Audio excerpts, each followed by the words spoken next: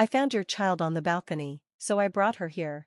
It was a freezing winter night when the doorbell rang. I answered it, only to find a police officer standing at my doorstep. Confused, I couldn't understand why he was here. After all, my only daughter, Susie, was sound asleep beside me. But then, I noticed the officer was holding a small girl, about 5 years old. Her lips were blue, and she was trembling from the cold. She's not my child. I don't know this girl. I tried to explain, but the officer looked skeptical. He suggested taking her to the hospital, but I couldn't shake the feeling of shock. The girl's hair was overgrown and unkempt, her clothes dirty and full of holes, as though they hadn't been washed in ages. Despite her appearance, she looked to be around Susie's age, but much thinner, almost frail.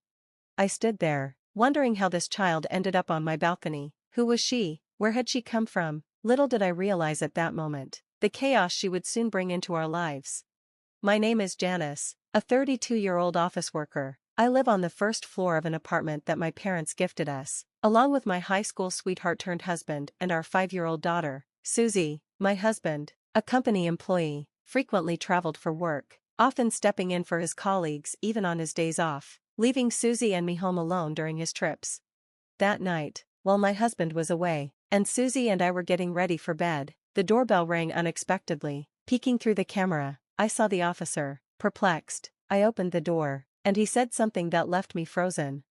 I found your child on the balcony, so I brought her here. What did he mean? My daughter was safe, asleep inside. My heart raced as the officer's eyes widened in disbelief. But I was the one truly shocked. How had that little girl ended up on my balcony while I was asleep? I hadn't heard a single sound. The officer stood there, holding a girl who couldn't have been older than 5. Her lips were blue, and she was shaking uncontrollably in the freezing night air. It was so cold that it felt like snow could fall at any moment. She's not my child. I don't know this girl, I insisted, but the officer's eyes remained doubtful. After a pause, he said, I'm taking her to the hospital. The girl looked so cold, so pitiful, that I hurried to grab a warm blanket from the back room. I wrapped her in it, hoping it would offer some comfort. Her tiny hands were icy, and she seemed to be holding back tears, biting her lips without making a sound. Her hair was a tangled mess, and her stained, tattered clothes were full of holes, showing no signs of having been washed for a long time. She appeared thin and pale, as if malnourished. My mind raced with questions. Who was this child? How had she ended up on my balcony? And why? The more I looked at her, the more my heart ached, thinking of a girl the same age as my own daughter, Susie, enduring so much pain. That night, sleep eluded me. My thoughts kept returning to the little girl and the mystery surrounding her. By morning, I was exhausted, but then my phone rang. It was my husband calling from his business trip. Has anything unusual happened while I've been gone? He asked. Well, yes, I replied. A strange girl was on our balcony last night. The police took her to the hospital. To my surprise, his response was sharp. Why didn't you take care of her yourself? What? But she's a stranger. What could I have done? I stammered, confused by his sudden anger. You're a mother too, he said sternly. You should have taken care of that little girl instead of just handing her over to the police. Isn't it sad? His words left me baffled. How did he know the girl was young? I hadn't even mentioned her age. I questioned my husband, but his explanation was frustratingly vague. No, actually, she's the daughter of an acquaintance of mine. Her mother is gone, and I felt sorry for her, so I brought her yesterday. I thought you would take care of her. What? I replied in shock. You weren't on a business trip? You need to explain this clearly. He apologized, but I couldn't comprehend how he could leave such a small child on the balcony on a freezing night. Even if she was dressed warmly, she could have easily frozen to death. So, where are you now, and what are you doing? I asked, my patience wearing thin. He told me he was trying to track down the girl's mother, but I couldn't shake the feeling that he was hiding something. When he finally returned from his so-called business trip, he gave me some hurried explanation, picked up the girl from the police, and left her with me. Did you find her mother? What about her father? I asked. No, I haven't found them yet, he replied, evasively. And her father, well, I don't know him. But who is this acquaintance you mentioned? I pressed, hoping for clarity. Just someone I know casually. Let's leave it at that. I have another business trip soon, he said, brushing off my questions. Wait, what about this girl? I called after him, but he ignored my plea and left, leaving the girl in my care. Something felt deeply wrong about his behavior. My instincts told me there was more to the story, so I searched through his belongings. In the inner pocket of his suit, I found something that made my heart race. Shocked by what I had discovered, I quickly tried calling my husband, but he wouldn't answer. Just then, I noticed Susie and the little girl standing nearby, watching me with worried expressions. "What's your name?" I asked softly. "Ashley," she answered nervously in a small voice. She told me she was the same age as my daughter, 5 years old. When I smiled gently at her, she seemed surprised, then laughed, clutching her rumbling stomach. "You must be hungry, right?" I asked. "Yes," she replied with a shy nod. I made Hawaiian plate lunches for Susie and Ashley. They both stared at the food curiously for a moment before digging in with enthusiasm. They ate so quickly that their faces were soon covered in sauce. When I reached out with a tissue to wipe Ashley's face, she flinched, instinctively raising both hands to cover her head as if bracing herself. The gesture unsettled me. "It's okay, sweetheart," I said softly, trying to reassure her. "I'm just wiping your mouth." Ashley relaxed, lowering her hands. With a relieved expression, she let me clean her face before turning back to finish her meal, her appetite returning. Once both girls were done, they looked content and satisfied. It was clear Ashley needed a bath. Her clothes were dirty, and her skin looked like it hadn't been properly washed in days. As I started to undress her for a quick shower, I gasped involuntarily. Her small body was covered in bruises, marks that looked like she had been beaten and pinched. I tried to keep my composure, not wanting to alarm her, and gently guided her to the bathroom. While I prepared the shower, Ashley suddenly said, "It's okay, I can do it myself." Before I could react, she began washing herself with cold water.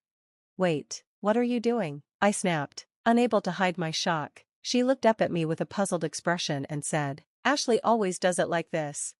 "With cold water?" I asked, my heart sinking. She nodded, and as she reached for the cold water again, I quickly stopped her.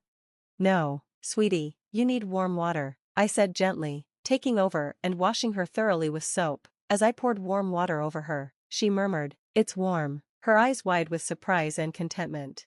It broke my heart to realize that she rarely showered at home, and when she did, her mother had told her to use cold water. The fact that Ashley accepted this as normal, without questioning it, made me ache for her.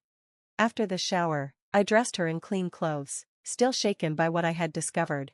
I dressed Ashley in Susie's clothes and neatly arranged her hair. The transformation was remarkable. Standing next to Susie, Ashley looked like her sister. The two of them could have been twins. I couldn't help but smile warmly as I noticed how much they resembled each other, their faces reflecting a sense of innocence and sweetness.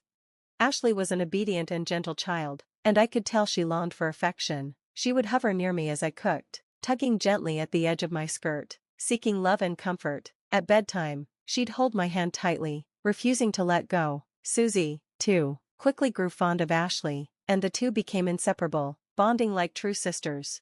A week passed, and still, I couldn't reach my husband. Ashley's mother had once said she knew him, but I had no other information to go on, and I couldn't keep caring for a little girl indefinitely. Reluctantly, I contacted the police. They said Ashley needed to be placed in a facility until more was known. When the day came, tears streamed down Ashley's big eyes, and my heart ached as she kept looking back at me, her gaze full of sorrow. As she was taken away, time passed, and still, there was no word from my husband.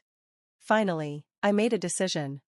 9 years later, I was living with my parents in their family home, along with Susie and Ashley. I had officially adopted Ashley after her stay in the facility. Unable to let her go, my parents treated her as their own grandchild, believing she had come into our lives for a reason. They showered her with love and affection, and Ashley thrived in our home. She and Susie grew up like sisters, blossoming into beautiful young women. Both had always dreamed of becoming models, and now that dream had come true. They were regularly featured as junior models in magazines, stepping into the glamorous world of fashion. Their radiant smiles and confidence reflected the happiness they found in each other's company.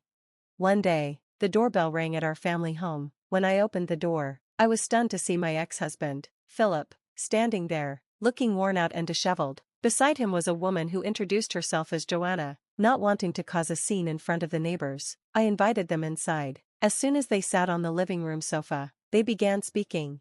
"Ashley is my child," Philip said abruptly, as if those 9 years of silence meant nothing. There was no apology, no explanation for his disappearance. I let out a deep sigh, overwhelmed by his audacity. She looks just like you, I replied, still in shock. I thought she might be yours. And who is this woman, your partner? I asked, gesturing toward Joanna. Philip nodded and, without much hesitation, began telling the story of how he met her. Joanna had been working part-time at a bar that Philip frequented. Even though she knew he was married with children, they hit it off, and eventually, she became pregnant with his child. She gave birth to Ashley, but Philip couldn't make up his mind and didn't divorce me right away. Joanna, growing tired of childcare, eventually abandoned her role as a mother. In desperation, Philip thought of having me raise Ashley. It was an unbelievable story, but what surprised me even more wasn't just the tale itself. Please, give Ashley back to us. My ex-husband suddenly stood up from the sofa, his voice cracking as he made an outrageous request, tears welling in his eyes. He apologized deeply, but his words left me speechless. What? I asked, completely stunned.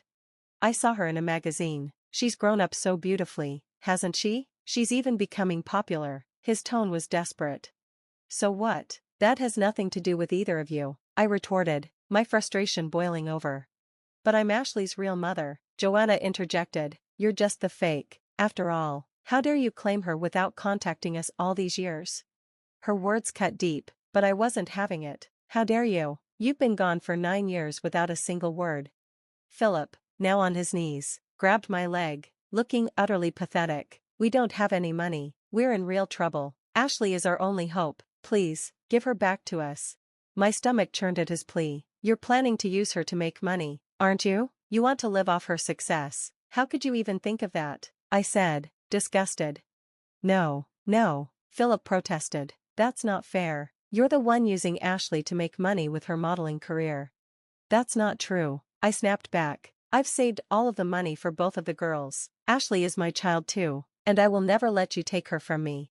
Suddenly, Joanna rose from the sofa, her eyes wild, as she lunged toward me with a reckless energy that sent a shiver down my spine. Before I could react, Ashley burst into the room, throwing herself between us. She spread her arms wide, standing protectively in front of me, glaring at Joanna. What are you doing to my mom? Stop it, Ashley shouted. Ashley, you've grown so beautiful, Joanna said softly, trying to sweet-talk her. Remember me? I'm your mother. Let's go home together. But Ashley's response was clear and firm. You're not my mother. Get out of this house now. Her voice cracked, and she broke down in tears, clinging to me. Even though she had been very young when they left, it seemed Ashley's faint memories of the terrible treatment she endured had never fully faded. Ashley, dear, that's just a misunderstanding, Joanna pleaded weakly. You were so young back then. I'd had enough. I reached into my drawer and pulled out the note and photograph I had found in Philip's suit years ago. The note read, I don't want to raise a child. I can't find Ashley cute. Get rid of her somewhere. If you won't marry me, let's run away together. The photograph showed a young Ashley, covered in bruises. I also had the hospital medical report. I laid them out in front of them. Do you still claim to be her parents after seeing this? I demanded. Philip and Joanna's faces went pale. That was Philip's doing, Joanna stammered. I didn't know anything about it. I was too young to raise a child. It was inevitable. But I'll take Ashley back now, she added, her voice faltering. I stood my ground. Unfortunately, that's not going to happen. Ashley is home, and she's not going anywhere. I have legally adopted Ashley, so I am her parent, I said firmly. What? That has to be a lie, Joanna stammered, but the mention of the law quickly deflated her bravado. Philip, however, wasn't ready to give up. If that's the case, he said, trying to sound earnest, I'll break up with Joanna. Let's just start over. Susie and Ashley are my children. We can go back to being husband and wife. There won't be any problem, right? I stared at him in disbelief. What? You really think everything will just go your way? Like I would let that happen? My voice trembled with anger, my patience finally snapping. Listening to Philip and Joanna, I was first dumbfounded, then furious. These were people I wanted nothing to do with, not even for a second longer. I have more bad news for you, Philip, I said coldly. You and I are no longer married. What? His face drained of color. 3 years after you disappeared, I filed for divorce. The court granted it, I said, my words final.